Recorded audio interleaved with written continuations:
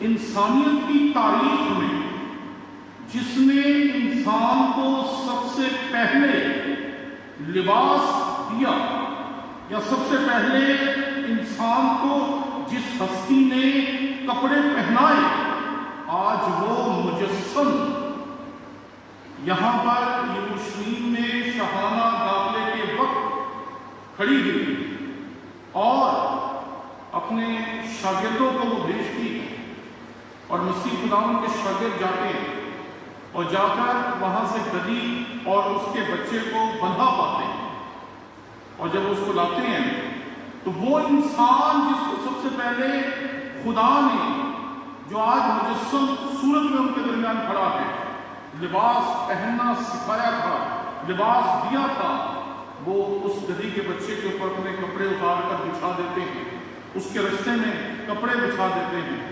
اور یہ خوبصورت ایک شاہانہ داخلہ ہے جس کو ہم پچھلے 2000 سال سے جس کی یادگار اپنی کلیسیاؤں میں منا رہے ہیں۔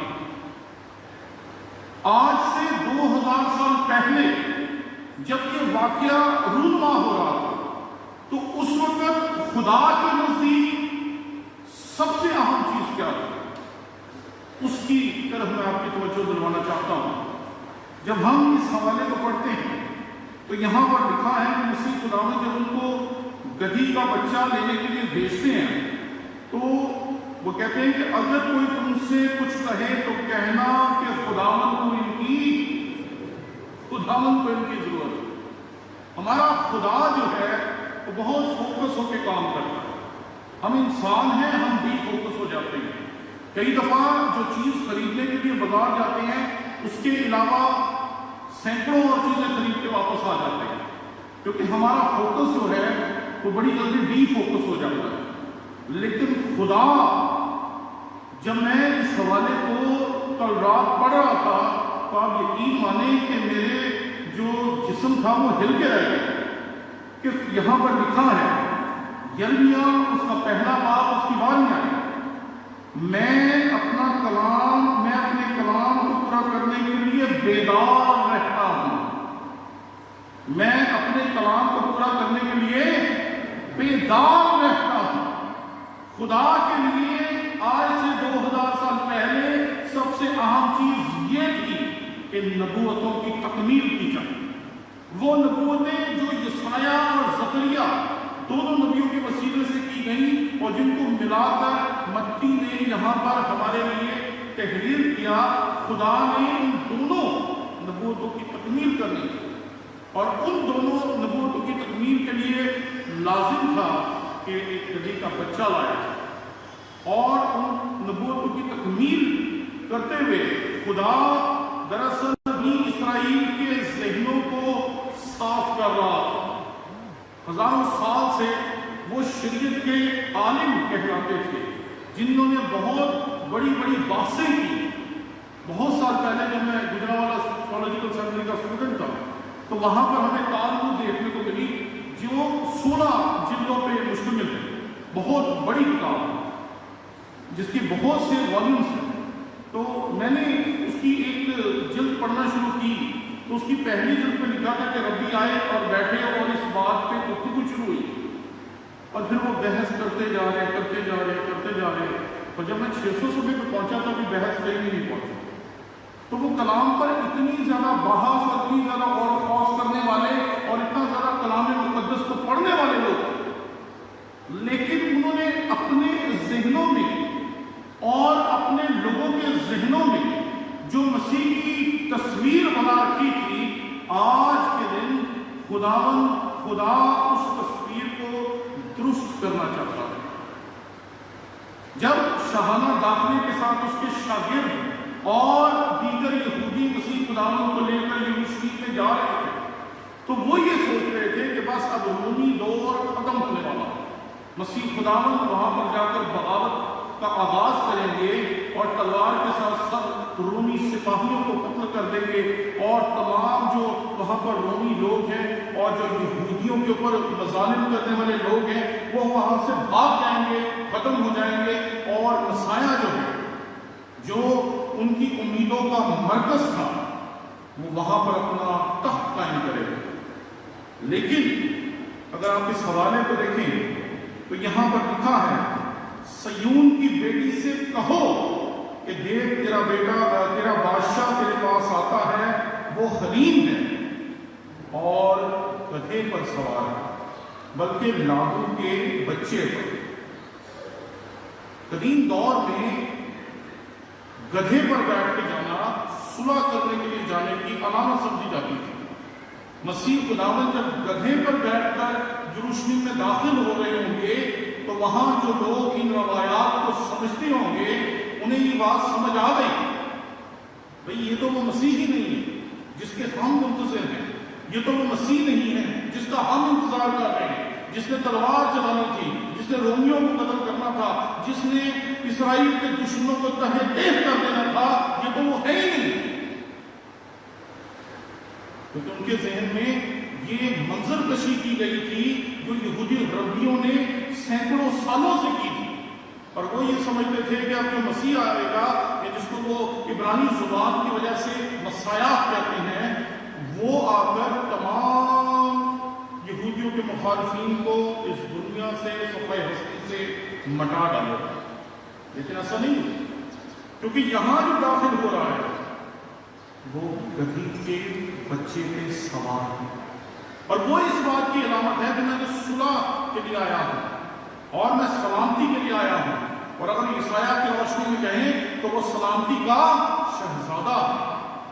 وہ تلوار چلانے نہیں آیا بلکہ اپنے پہ ایک طرح سے تلوار چلوانے کے لیے آیا. اس کا یہاں آنے کا مقصد جو تھا وہ فرق تھا. انسان خدا سے جب بھی مانگتا ہے وہ بہت چھوٹی چیز مانگتا ہے، اور خدا جب بھی دیتا ہے انسان کی توقعات سے بہت زیادہ دیتا ہے.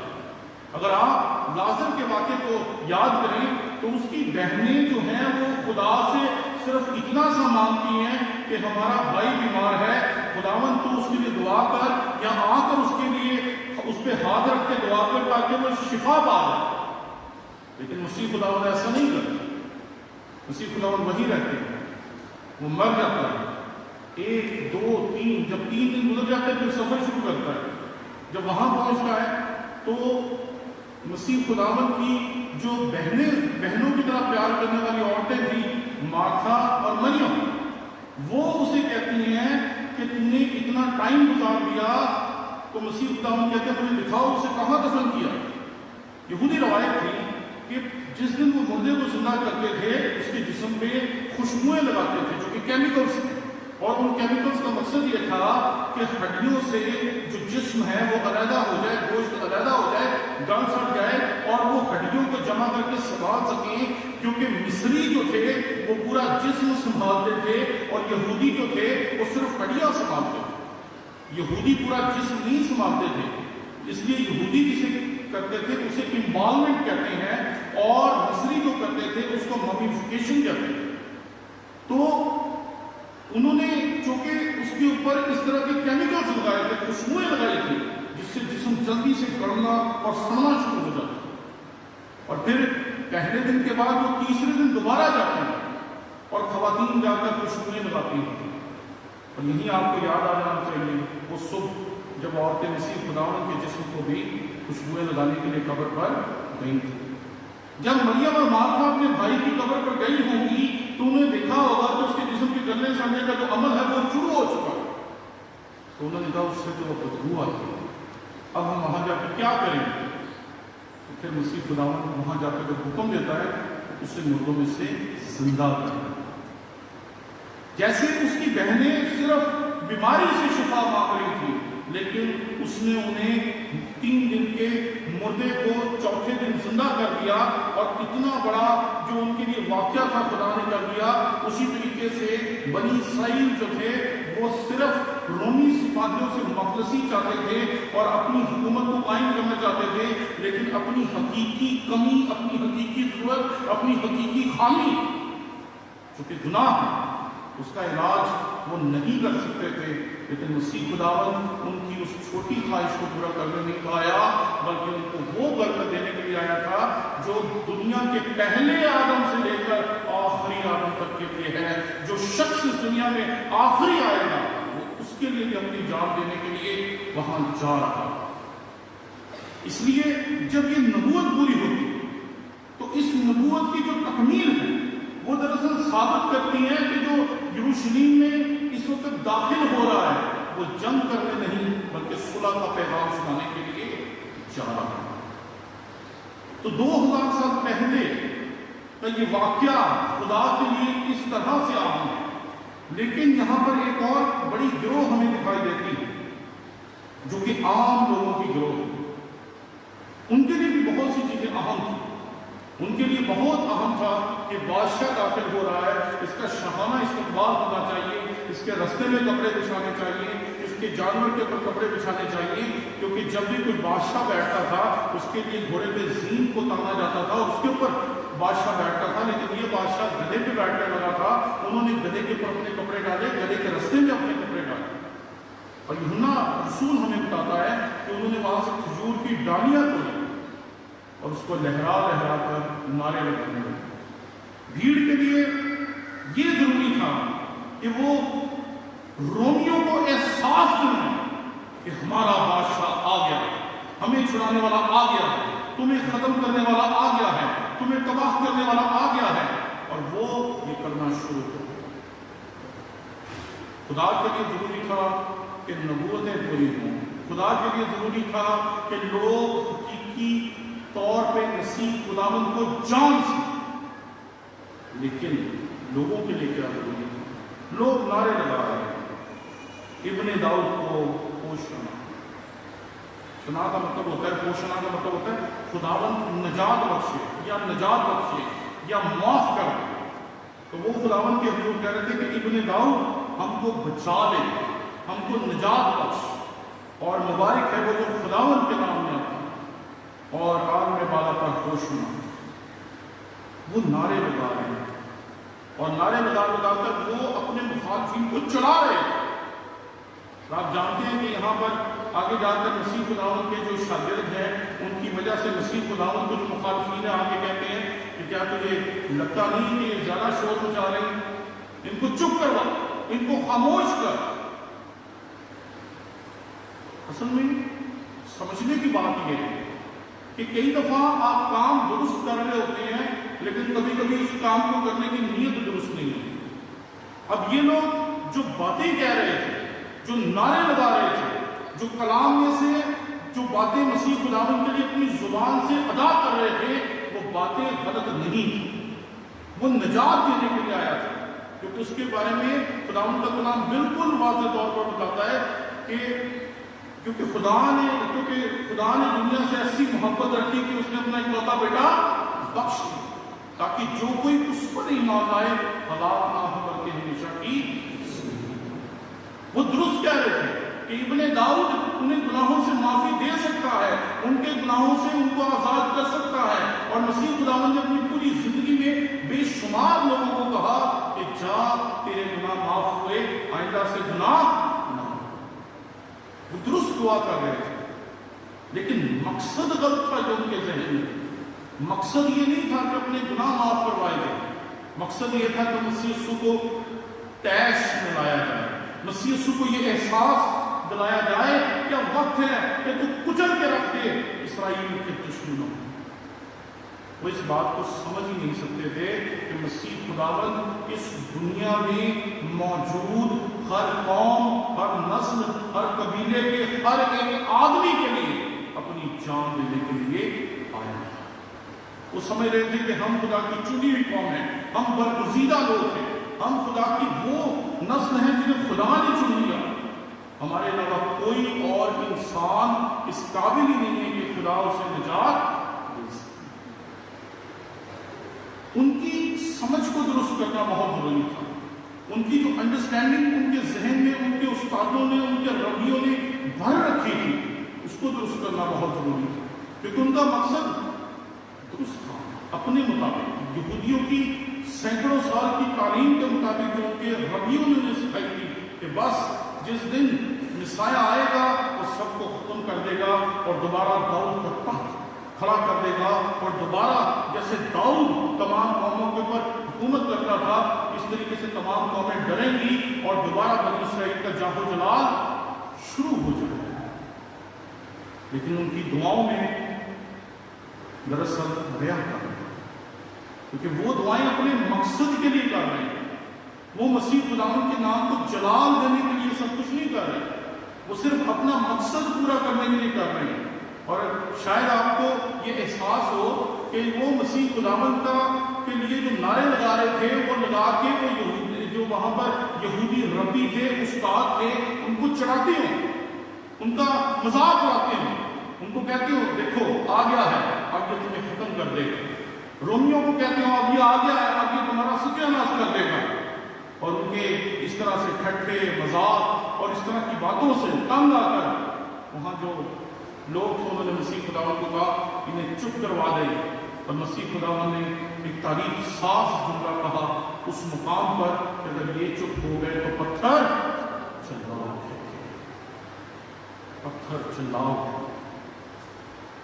तारीफ में जब भी कोई चीज ऐसी मिलती है आर्कियोलॉजिकल रिसर्च के दौरान, कदीम चीजों की कदीम इमारतों की खुदाई करने वाले जब कोई तारीखी चीज ऐसे निकालते हैं जो मसीह खुदावंद के बारे में होती है या इसराइल के बारे में होती है, तो हम हमेशा उसके लिए ये लफ्ज इस्तेमाल करते हैं कि पत्थर चिल्लाओ।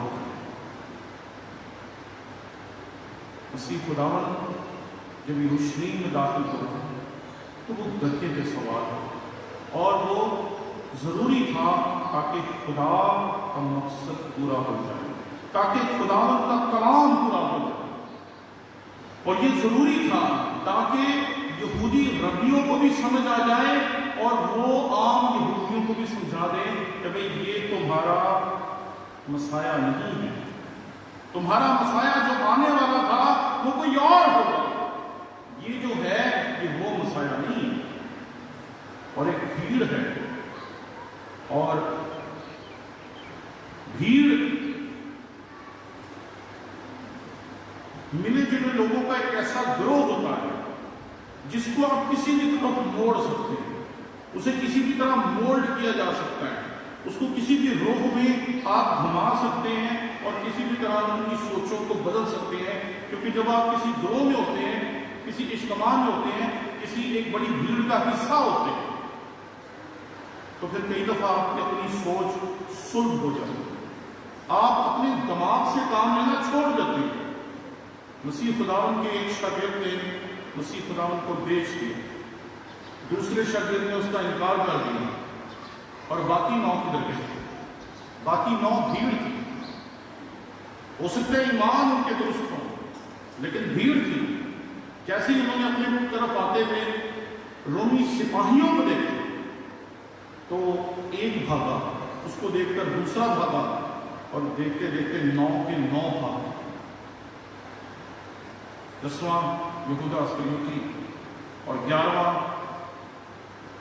पतरस। लेकिन वहां एक और भी जो भीड़ में है लेकिन भीड़ का हिस्सा नहीं। भीड़ में होना गलत बात नहीं है, ये बात याद रखें, लेकिन भीड़ का हिस्सा बन जाना ये गलत बात हो सकती है। क्यों? क्योंकि भीड़ नारे लगा रहे हैं इब्ने दाऊद को होशना, मुबारक है वो खुदावंद के नाम में आता है, आलमे वाला पर होशना, और ये नारे लगाती जा रही है, लगाती जा रही है, लगाती जा रही है, लगाती जा रही है। और जैसे ही 1-2 दिन गुजरते हैं तो इसी भीड़ के कुछ लोग एक और नारा लगाना शुरू कर देते हैं, और ये नारा जो है इस वक्त इस नारे के बिल्कुल मुतजाद और उल्ट। और यही भीड़ हो जो वहां पर जमा हो, क्योंकि इनकी उम्मीदें पूरी नहीं थी, इनकी तवक्कुआत पूरी नहीं थी, इनकी तवक्कुआत में तलवार थी, अपने दुश्मनों की शिकस्त थी, अपने दुश्मनों का मारा जाना था, लेकिन ऐसा कुछ भी नहीं हुआ। इसलिए उन्होंने कहा ये हमारे तवक्कुआत में पूरा नहीं उतरा, इसलिए इसको सलीब हो। بھیڑ میں سے کسی ایک نے کہا اس کو سلیب دو، پھر دوسرے نے کہا اس کو سلیب دو، تیسرے نے کہا اس کو سلیب دو۔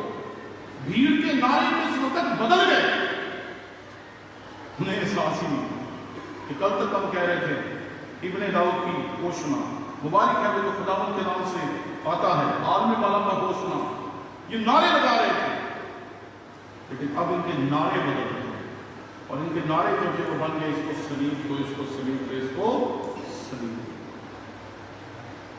کبھی کبھی ہم بھی ایسا ہی رویہ رکھتے ہیں۔ ایک دفعہ ایک بیٹی کی میں کاؤنسلنگ کر رہا تھا، اس نے کہا میں جب بھی خدا سے دعا کرتی ہوں میری امیدیں پوری نہیں اترتی، تو میں نے کہا آپ خدا سے یہ وعدہ دیتے ہیں کہ وہ آپ کی امیدیں پوری کرے گا؟ اس نے کہا ایسا تو ہمارے درمیان کوئی ایگریمنٹ نہیں۔ تو میں نے کہا آپ خدا سے جب دعا کرتے ہیں تو آپ درخواست رکھتے ہیں، جیسے ایک فقیر اپنا کاسا آپ کے سامنے بلند کرتا ہے اور آپ اپنی جناب کے مطابق یا اپنی جیب کے مطابق جو اس کو دے سکتے ہیں دے دیتے ہیں، اسی طریقے سے خدا بھی جب ہم اسے دعا کرتے ہیں تو لازم نہیں کہ وہ ہماری دعا کا ویسے ہی جواب دے جیسی ہم اس سے توقع کر رہے ہیں، کیونکہ خدا کے کلام کے خادم یہ کہتے ہیں خدا تین طرح سے جواب دیتا ہے، ہاں میں، نہ میں یا انتظار میں۔ کبھی وہ آپ کی دعا کا جواب نہ میں دے دیتے، آپ دعا مانگتے رہتے ہیں، مانگتے رہتے ہیں، مانگتے رہتے ہیں۔ میں نے بچپن میں سوچا کہ میں ڈاکٹر بنوں، اور 15-20 سال کی عمر تک یہ دعا چلتی رہی، آج تک وہ دعا پوری نہیں۔ خدا نے نام ہی دعا کی۔ میری ماں نے، میری خاندان میں 3 خواتین نے میرے لیے دعا کرنا شروع کی کہ خداوند اس کو اپنی خدمت میں لے لے، کیونکہ میں جب طالب علم تھا تھا مجھے کتابیں پڑھنے کا بڑا شوق تھا، تو جب میں سیکنڈری گیا تو کوئی 1000 کتاب میرے پاس اس وقت تھی جب میں تعلیم حاصل کرنے گیا۔ عام طور پر جب لوگ پادری بن کے آتے ہیں تب ان کے پاس اتنی کتابیں نہیں ہوتی، لیکن جب میں گیا تو تب اتنی کتابیں تھیں۔ جب یہ دعا شروع ہوئی 1 سال گزر گیا، 2 سال گزر گئے، 3 سال گزر گئے، 4 سال گزر گئے، 5 سال بعد خدا نے اس دعا کا جواب دیا۔ انتظار۔ تو خدا 3 طرح سے جواب دیتا ہے، ہاں میں، نہ میں یا انتظار میں۔ لیکن بنی اسرائیل کی اس توقع کا یا اس درخواست کا یا اس دعا کا خدا نے واضح طور پر جواب نہ میں۔ کیوں؟ کیونکہ وہ جو کرنے آیا تھا وہ انسان آج بھی سمجھنے کے لائق نہیں۔ آج بحثیں چلتی ہیں، مباحثے چلتے ہیں، کیسے ممکن ہے کہ ایک شخص ساری دنیا کے گناہوں کو کفارہ دے، کیسے ممکن؟ آج بھی لوگ اس بات کو سمجھ نہیں پاتے، لیکن وہ لوگ ضرور سمجھتے ہیں جو اپنے آپ کو خدا کے تابع کرتے ہیں، جنہیں خدا کا روح سمجھاتا ہے وہ اس حقیقت کو سمجھ پاتے ہیں۔ اس لیے جب ان کی توقعات پوری نہیں ہوئی تو ان کے ذہن ایک دم سے الٹ گئے، اور انہوں نے کہا اس نے ہماری دعا کا جواب درست طور پر نہیں دیا، اس لیے اس کو سلیب دیا۔ ہم اس کی وجہ سے دھوکہ کھا گئے، دھوکہ ہم نے کھایا، لیکن اس کو سلیب دیا۔ اب ایک سوال میں آپ سے پوچھنا چاہتا ہوں، کیا ہم بھیڑ ہیں یا ہم فرد واحد ہیں؟ مسیح یسوع کے 12 شاگردوں میں سے ایک نے اس کو بھیج دیا، دوسرے نے انکار کر دیا، 9 بھاگ گئے، لیکن ایک ہے جو اسے چھوڑتا نہیں۔ مسیح یسوع کو ایک عدالت میں لے کے جایا جاتا ہے وہ ساتھ ہے، دوسری عدالت میں لے کے جایا جاتا ہے وہ ساتھ ہے، تیسری عدالت میں لے کے جایا جاتا ہے وہ ساتھ ہے، چوتھی عدالت میں لے کے جایا جاتا ہے وہ ساتھ ہے۔ 6 عدالتوں میں مسیح یسوع کو ایک رات میں لے کے جایا گیا، 3 سیاسی اور 3 مذہبی، لیکن وہ اسے نہیں چھوڑتا۔ وہ فرد واحد، اس کی اپنی ایک سوچ ہے، اس کی ایک اپنی آئیڈینٹی، وہ اپنی اس سوچ کو نہیں چھوڑتا۔ مسیح کو جہاں لے کے جانا ہے وہ ساتھ ساتھ، حتیٰ کہ وہ صلیب پہ بھی اس کے سامنے کھڑا ہو، باقی سب بھاگ گئے۔ اور آخر میں خدا کو اسے تحفے میں کیا دیتا ہے کہ اپنا حق جو پہلوٹا بیٹا ہوتے ہوئے حق مسیح خداوند کا تھا کہ وہ اپنی ماں کو اس کے مرنے کے دن تک پالتا، وہ حق مسیح خداوند نے اس شاگرد کو سونپا جو یوحنا عارف کے تھا۔ اس لیے بھیڑ کا حصہ ہونا غلط بات ہے، لیکن بھیڑ کے ساتھ اپنی رائے کو ضم کر لیں کہ بھیڑ جہاں جا رہی ہے ہم بھی وہاں جا رہے ہیں، بھیڑ جو کہہ رہی ہے ہم بھی وہ کہہ رہے ہیں۔ مسیح یسوع کے باقی کے 9 شاگرد بھی کوئی چھوٹی خدمت نہیں کر کے گئے اس دنیا میں، انہوں نے بھی بہت بڑی خدمت کی، لیکن آپ اس شخص کی زندگی کو دیکھیں کہ وہ ڈرتا ہی نہیں۔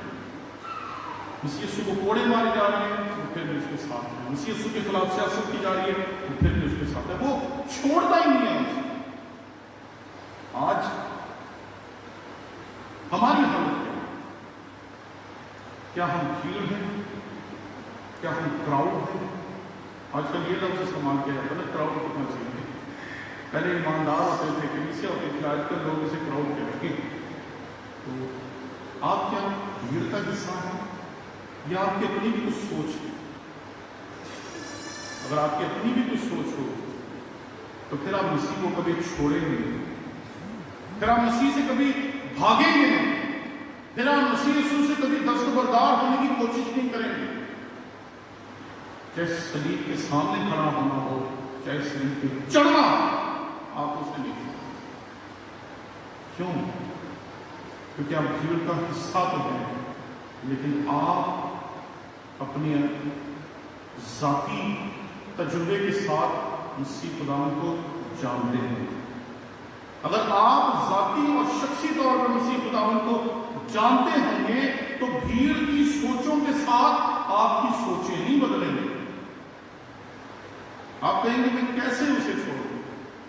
83 سال کی عمر میں ایک ایماندار کو انہوں نے کہا کہ اسے اتنا کہہ دے میں مسیح یسوع کو خدا کا بیٹا نہیں مانتا، ہم تجھے چھوڑ دیں گے۔ 83 ایئرس، اور اسے لا کے انہوں نے لکڑیوں کے پاس بٹھا دیا، اور وہ بیچارہ کافی دیر تک انتظار کرتا رہا کہ کب کریں گے کب کریں گے کب کریں گے۔ آخر میں اسے تنگ آ گیا، اس نے کہا جلدی جلدی کرو کیونکہ میں اپنے مسیح سے ملنے کے لیے تڑپ رہا ہوں۔ تو انہوں نے کہا کہ تیری عمر جو ہے ویسے ہی ختم ہونے والی ہے، تو تو کیوں اپنی آخری عمر میں جل کے مرنا چاہتا ہے؟ تو اس نے کہا اتنے سالوں تک مسیح یسوع مجھ سے وفادار تھا، اب یہ کیسے ممکن ہے کہ اپنی زندگی کی چند سالوں کے لیے میں اس سے بے وفا ہو جاؤں؟ آج اس خوبصورت دن میں جب 2021 میں آپ پام سنڈے کے اس جلوس میں شریک ہو کر عبادت کر رہے ہیں، میں آپ کو سوچنے کی دعوت دیتا ہوں، کیا آپ نے بھیڑ کی طرح مسیح یسوع کو دیکھا، کچھ سمجھا کچھ نہیں سمجھا، جو لوگوں نے سمجھایا بس وہی سمجھ پائے؟ مسیح یسوع کے بارے میں جاننا ایک بات، مسیح یسوع کو جاننا دوسری بات۔ جب آپ مسیح یسوع کو جان لیتے ہیں پھر پوری دنیا کو پتہ چل جاتا ہے کہ آپ کی زندگی میں مسیح یسوع آ گیا ہے، پھر آپ مسیح یسوع کے لیے اپنی جان تو دینے کے لیے، جان بہت چھوٹی چیز ہے، ایمان کی خاطر جان دینا بہت چھوٹی چیز ہے۔ لوگ اپنے خاندانوں کو مرنے دیتے ہیں لیکن اپنے ایمان کو نہیں چھوڑتے۔ اس لیے آج آئیں تھوڑی دیر کے لیے ہم اپنے آپ پہ غور کریں، شخصی اور ذاتی طور پر، کلیسیائی اور اجتماعی طور پر، کہ میں کن میں سے ہوں؟ کیا میں پطرس کی مانند ہوں، یہودا اسکریوتی کی مانند ہوں، ان 9 کی مانند ہوں جو بھاگ گئے، یا اس ایک کی مانند ہوں جس نے مسیح کو جان لیا اور وہ اس کے لیے مرنے کے لیے تیار ہے؟ آئیں خدا یسوع مسیح کو کہیں کہ وہ آپ کو اپنی ذات کا وہ مکاشفہ بخشے، وہ ادراک بخشے، وہ سمجھ بخشے اپنی ذات، جس نے یوحنا عارف کے تمام خوف کو نکال دیا، جس نے مسیح یسوع کے شاگردوں کے بعد میں تمام خوف کو کر دیا، اور وہ ہر طرح کے خوف سے آزاد ہو گئے۔ کبھی 3000 کو کلام سنا رہے ہیں، کبھی بڑے بڑے ربیوں کو کلام سنا رہے ہیں، کبھی ہیکل میں جا کر کلام سنا رہے ہیں، کبھی عدالتوں میں جا کر کلام کے کلام کی گواہی دے رہے ہیں۔